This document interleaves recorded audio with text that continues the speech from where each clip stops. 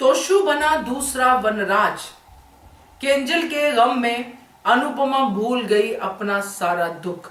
नमस्कार दोस्तों, स्वागत है आपका आपके अपने चैनल हंग्री स्पिरिट्स में। हंग्री स्पिरिट्स देख रहे सारे दर्शकों का मैं अंजू शर्मा दिल से स्वागत करती हूँ। आज केंजल और अनुपमा का मेल मिलाप हुआ, दुख सुख साझे हुए, मगर अगर मैं एक तरफ से बात करूं तो साझे नहीं हुए।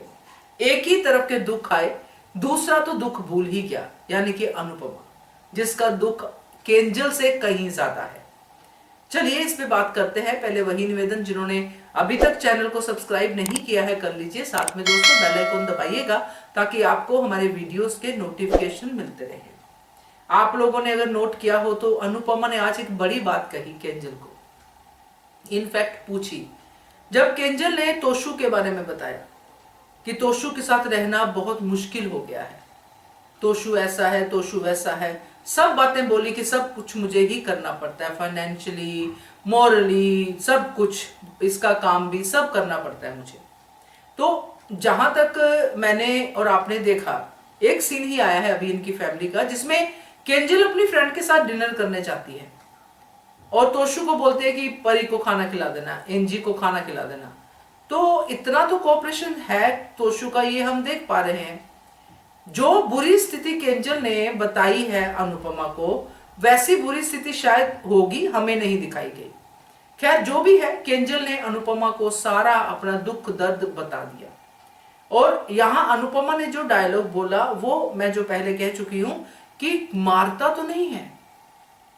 ये सुन के मैं एकदम सन्न रह गई कि अनुपमा के दिमाग में वनराज की छवि अभी भी ऐसी ही है।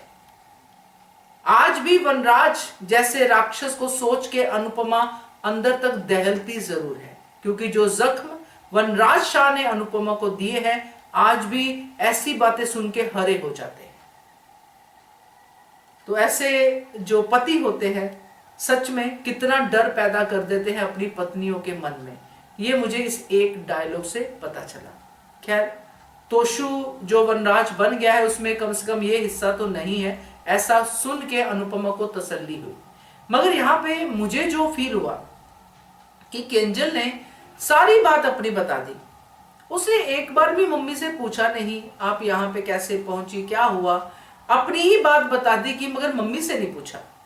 पूछना चाहिए था, मम्मी आप इस रेस्टोरेंट में क्या कर रही हो।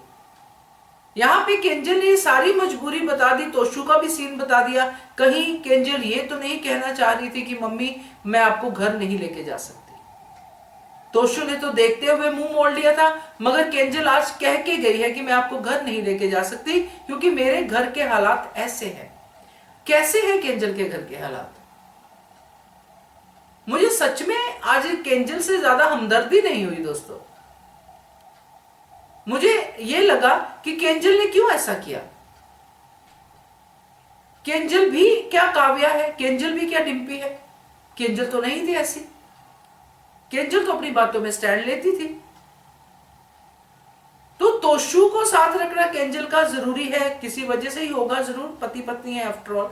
मगर जिस मम्मी ने इतना कुछ किया उसके लिए ये स्टैंड भी नहीं ले सकती कि तोशु से लड़ाई कर ले कि मम्मी घर पे रहेगी। ये वजह मेरी समझ में नहीं आई।